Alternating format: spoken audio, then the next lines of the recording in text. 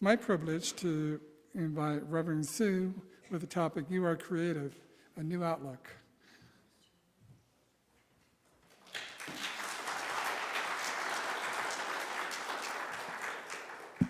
Wow. Thank you, you three. I know. It's interesting how you try to hold it together and then, why'd you come? That's her father up here. And I'm glad that you're here because it was such a moment to see that fall into my father. So beautifully expressed.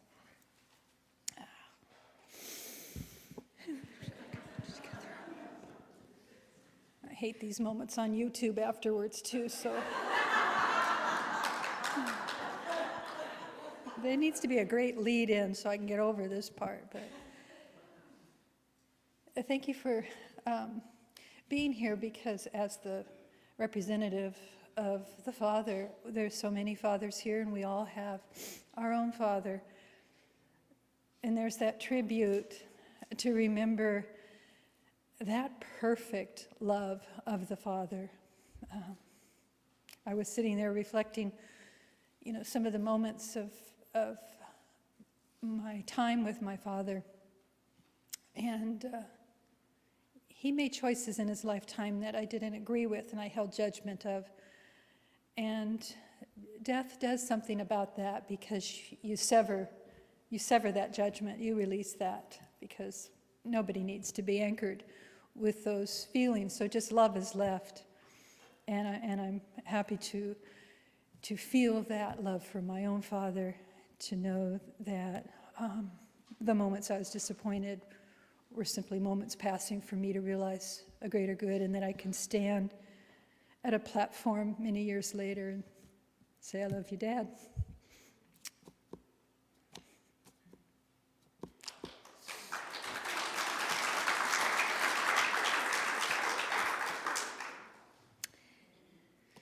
So, what to say? The talk is about You Are Creative and a New Outlook. And another thing about your dance, Jen, was I want to dance like that on my feet. I kept watching you going, I could do that on one foot. So my whole new meditation in the mornings is going to be seeing myself kind of doing that. So watch. That's going to be a coming attraction. I'll join your dance group.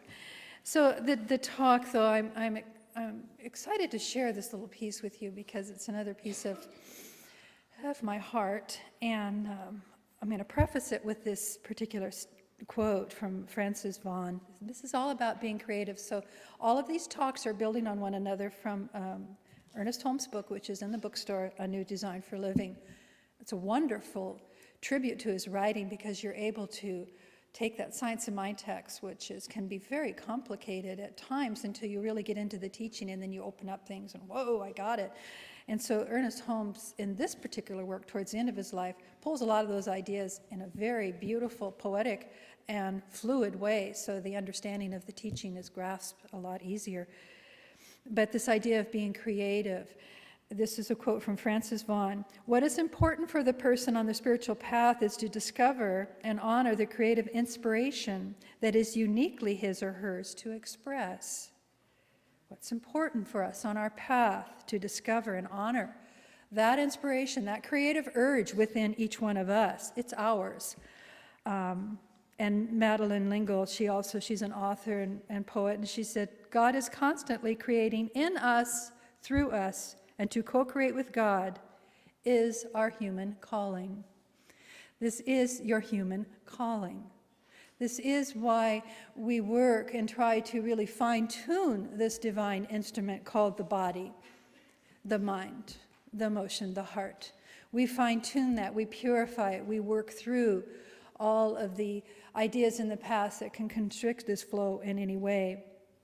So remember last week, and we've been building on this, and this is the source of this teaching. We have direct access to the Spirit. There is a fine point of this divine consciousness. It's just always ever around us, and we are working with this divine principle and this knowing infused in us as us, and we're surrounded by this law that is very impersonal. It is done unto us as we believe. So that foundation of remembering that very important principle as we talk together today, I share with you Lindy's dream. Who's Lindy? She's my daughter. And June 12th, I got this little email. And the subject is, Dear Mom. And I know you've had these moments yourself. And I leave space in it because it's a very short email, but I want you to feel the spaciousness as you breathe with me and hear this. I just heard your voice calling Lulu in my dream, and I woke myself up saying, yeah?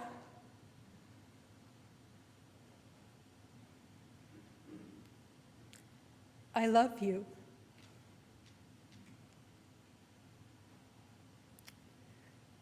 What did you need? That's all.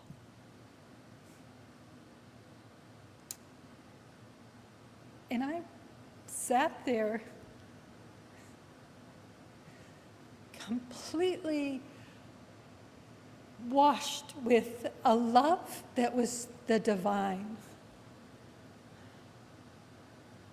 This still small voice that stirs in us and wakes us up, that calls us, and we turn and we say, yeah, the voice of the divine, I love you. What do you need? What do you need?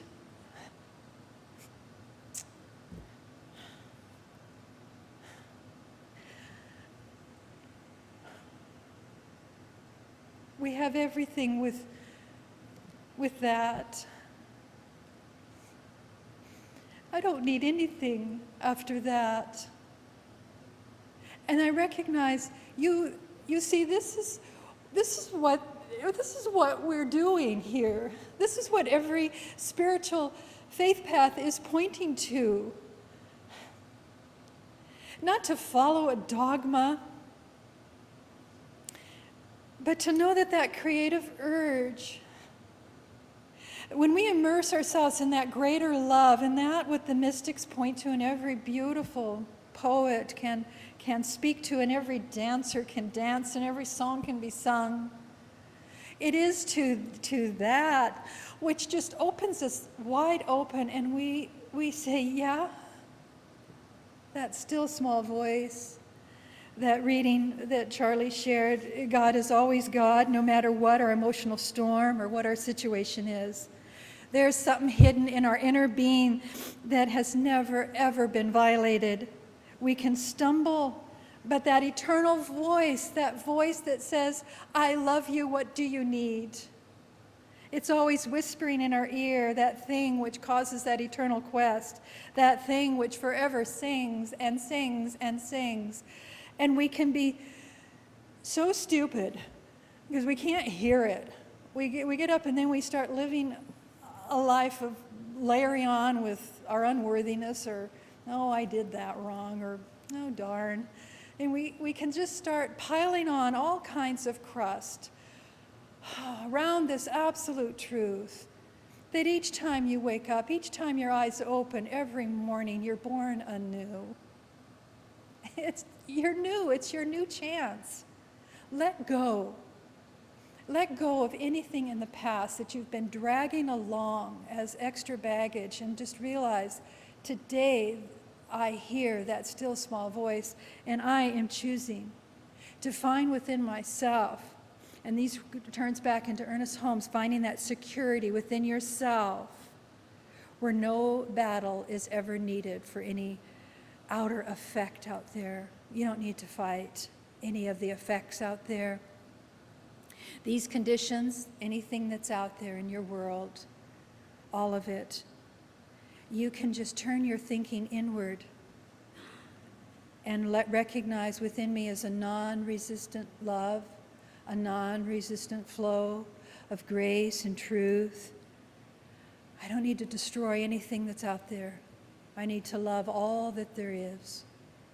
And I need to be in that place of absolute divinity where my eyes and my heart and my pathways of thinking no longer go on any form, any trail of negative dust follows my footsteps. Every step I take is like her beautiful dance, light and free and an angelic. This is your story as you leave here today. This creative power of the universe is the focal point. This creative power is the focal point in the conscious mind of man. At the level of man, man is co-creating with God. So you see, it is not with an arrogance that we say we are one with God. Because if you use that analogy, I don't know why this analogy keeps coming to me, but it's like the body of, it's a silly analogy, but it won't go away. It's like a big spider, and I keep dreaming about spiders, and there's this huge body of the spider, and it's like the body of God, there's this huge, and then we're just a leg, a branch of that, and everything is moving forward. We move in this beautiful force, this grace. If you ever watched the dance of the spider making the web, and somebody will come and go, ew, ugh, get that web out, and they just tear it down. But what is there the next morning? It's born anew, intricately woven with beautiful threads and patterns, crystals of dew to make it even more magical. And you just think of that, the ever-presence, and that working together. So this network that we are, this unity with the divine, that we are co-creating our universe. We have been given this beautiful mind, this intelligence, this creativity that just pours into us. And all God asks, what can I do? And it's just do your good work. Do good. Do good. Serve all, love all, and do good in your world. This creative force is always active. It is ceaseless. And you cannot deny this divine flow of life. We can question ourselves and we can get caught in moments of doubt. But those moments of doubt are not to stop you in your tracks.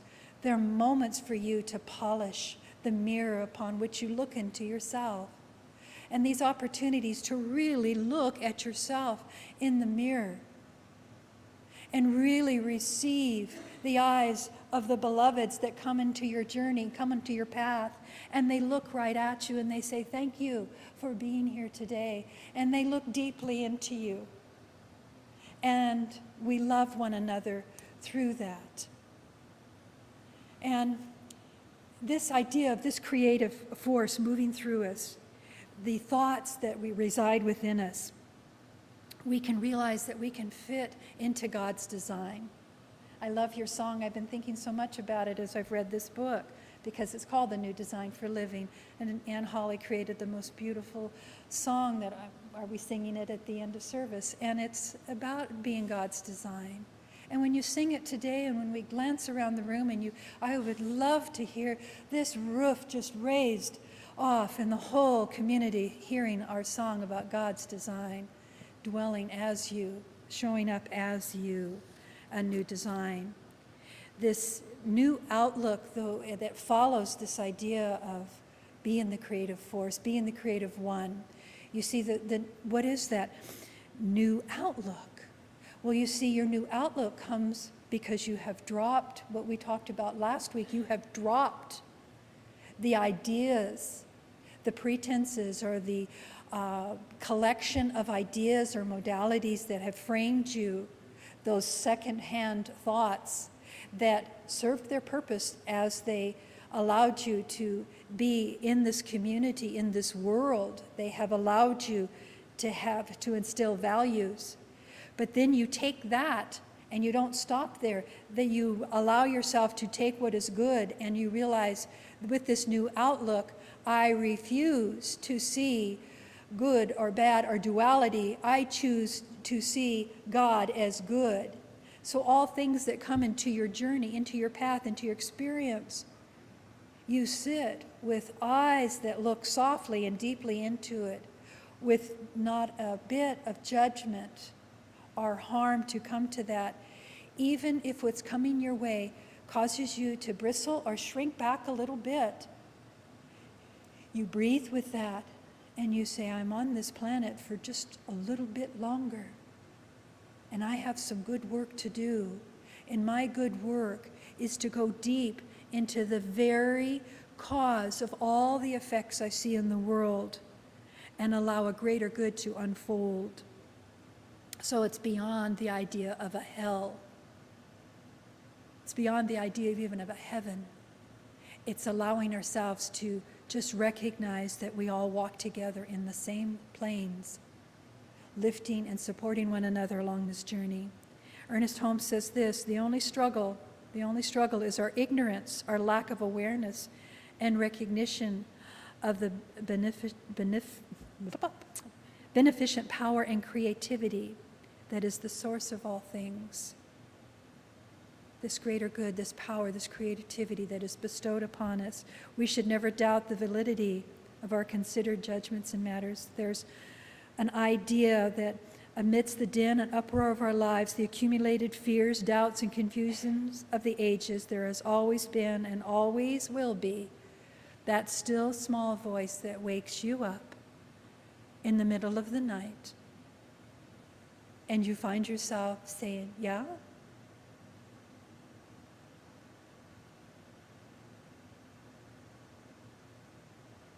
And then that sense of love, that life has given us all that we could ever desire.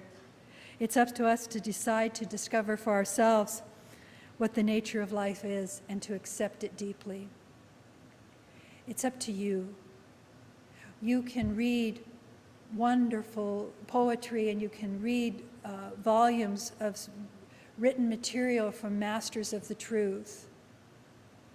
You can come here time and again and go to classes, but the ultimate is up to you to decide, because it must, that inner urge must come from that stirring inside of you.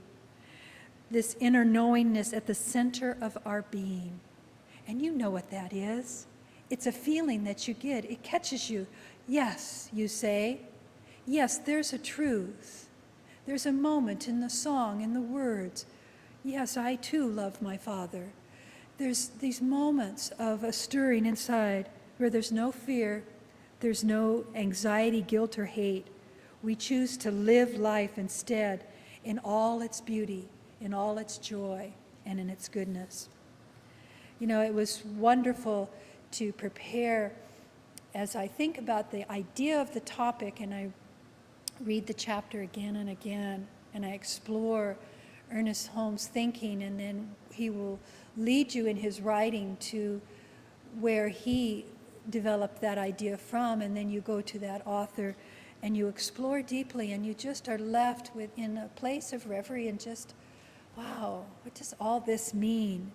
So as I was looking at the concordance, looking at, well, where does the idea of creativity show up in the science of mind? And oh my gosh, page after page after page. And some of the highlights, it's what he's pointing to is this is the thing itself. This is the God. This is the creative urge, the principle that we're talking about, what we're born to live. We cannot say one thought is creative while another is not. All thought is creative. We must say that it is all creative according to the nature, the impulse, the emotion, the conviction we have behind that thought. So I could say to myself, I want to dance with my feet like that. and I can feel the conviction and the emotion inside of me. And then I can have to really stay at the gatekeeper of, yeah, but you know, she's 20-something. I don't know how old you are, but you're just a baby, and I'm 60. You know, I could start going down that and say, yeah, your knees, and I could do all that, but I'm not going to. I'm going to hold that vision of just that free-spirited knowing inside of me that, yes, I can diminish that into a smaller package, but I'm choosing right now to open up, to allow that divine current to just flood me with healing power.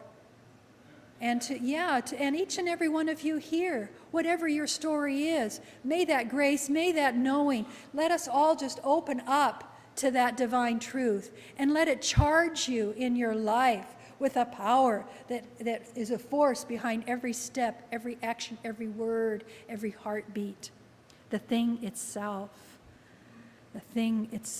every thought you have is creating a mold and an intention. And we allow these ideas to be accepted, and we pour in and set our intentions into motion. We align ourselves with the thought, with the thoughts that matter. So those that diminish us in any way, they can surprise us. I am preparing for an abundance course by Catherine Ponder, The Dynamic Laws of Prosperity. And it is a classic book written back in the 50s and 60s about prosperity. And she turns me all around on the way I have looked at different things as I have matured in my life about prosperity. And one thing she says, and you're going to get so tired of me saying it, but I just love this and I want to hand it off to you. There's gold dust in the air. There's gold dust in the air. And I love that because it will stop my thoughts that make me feel like lack or yipe or, ooh, how are we going to do that? I can clear it all by saying there's gold dust in the air, because that gold dust can take any form.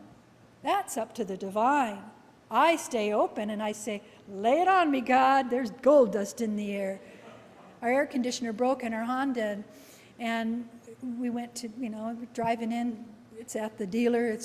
They're looking at it, and they come back out, and I hear Charlie on the phone calling for a second estimate because they said it was $3,200. And I'm like, oh, there's gold dust in the air. But I watched that, here I'm talking about that emotion. You know, when you get those kind of yipes messages, you kind of go, oh, and you can feel this, because it was here at the office, and so I was in there, I was writing articles, I was feeling the joy, the love, I love being here, and I was doing my work. Oh, there's gold dust in the air. And I had to smile because I thought, no, there is gold dust in the air, even for that. It is already done. It's already done. And then you start going through the ideas, well, we could not get it fixed. It could be somebody else's problem. Isn't that right? And then I thought, it's going to be fixed for whoever. If we keep the car or not, somebody, that's going to be their gold dust sprinkling out on them. And I just love these opportunities. So there's gold dust in the air. So I offer you that little gem. Watch it in your life, those moments when somebody rings you up or they bring you your ticket for your meal. You don't have to go, ooh, more than I thought. It's, ooh, there's gold dust in the air. And you write your gift of money back with a smile and a heart that sets you free. Gold dust in the air. So when those baskets are passed around, I'm up here going, there's gold dust. There's gold dust in the air, filling up those. So this idea of this love, this opportunity in and through us, it is honoring us with such faith. But we have to turn our faith to it as well. So as we work, there's where the spiritual practice and work comes, is just really watching where your faith is. If I give you a tool, you check it out for yourself. Does this work for me? Does this allow a truth to set me free? And Ernest Holmes, in his writings, says, we are not bound. The creative power behind everything is good as well as creative. There is a changeless intelligence, a part within us that sings and sings and sings. God is always present, always showering us with that gold dust, singing. We can find ourselves torn by confusion, conflict, but a quick affirmation, a denial, not allowing any of our moments that we're caught off guard to collect any of the dust of doubt or fear or be suspicious all around us. We can just keep walking forward in love, dancing, singing forward with this love. So we're learning to use the truth of the universe for our greater good. It's the business of your soul to reflect the images that Spirit is casting into you. Well, what is my soul? My soul is that medium. It's that light, it's that truth, it's that piece of me and you and all beings and all living, animated, unanimated, whatever you see is filled with its own soul, its own source, its own divine gold dust. And so we are looking into that soul and reflecting, what would I like the Spirit to be made manifest by means of me that is reflected into my soul? Let me be a channel of God's good work. We are the ambassadors of that channel, that power, that intelligence to produce through us. And we walk into the fire with open minds and open hearts. So I need to close, and in closing I want to remind you that there's no limitation. And when we offer prayer and treatment, we are offering that to transcend and to demonstrate that there is a power that is about to be made visible, that is visible because the truth is already there. And if you're finding yourself constricted or stuck in the flow of God's grace, you come for the treatment, you come, and there's others that will lead you through. And the practitioners and the ministers in this center are so trained and so honored to sit with you as you allow the unfolding of your greater good to be made manifest. Remember, God just is. God just is, and we are the vehicles that are here to express this greater good. Ernest Holmes says, we surrender where we fit in, and we recognize and we accept this creative mind. This creative mind. What are you creating? What are you creating? Let today be the day that when somebody asks you that question, you look upon them and say, I chose world peace. I chose greater love. I chose the end of animal suffering. I chose the end of hunger. I chose. And I'm going to continue to choose because I know that I am a conduit. I am the hands of God. I am the heart of God. And I have great work to do. And I'm not coming down. So the last thing I want to share in closing is part of the treatment, part of Ernest Holmes' heart, from his heart to yours. There's a way of grace. So join me in this knowing. A change is taking place as we accept this greater good, this love, this law, this truth. We are accepting now and living what we are. Not by trying to be something else, but we're in full contact with ourselves. We have full knowledge and acceptance of all the situations in our path. We have full faith in nature and in grace, in ourselves and in God. We have full commitment to the present moment. We have the full zest of life and all the hope of the children of God. The way to the future is to enjoy the present. This courage to be ourselves. We are anointed.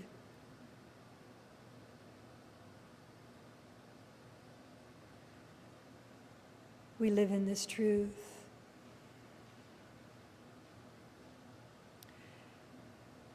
That still small voice wakes us in the night, calls us by our name, and we find ourselves responding, and being filled with love. And as we humble ourselves to the very core and stay open to this truth, we serve from this place. And the world becomes the effect of our love, of our truth. So thank you, God, for the many ways this message poured out today, for the hearts that stayed open to receive, for the minds that were curious enough to listen, for the hearts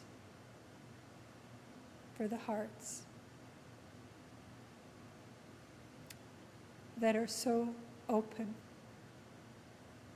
Thank you, God. And so it is.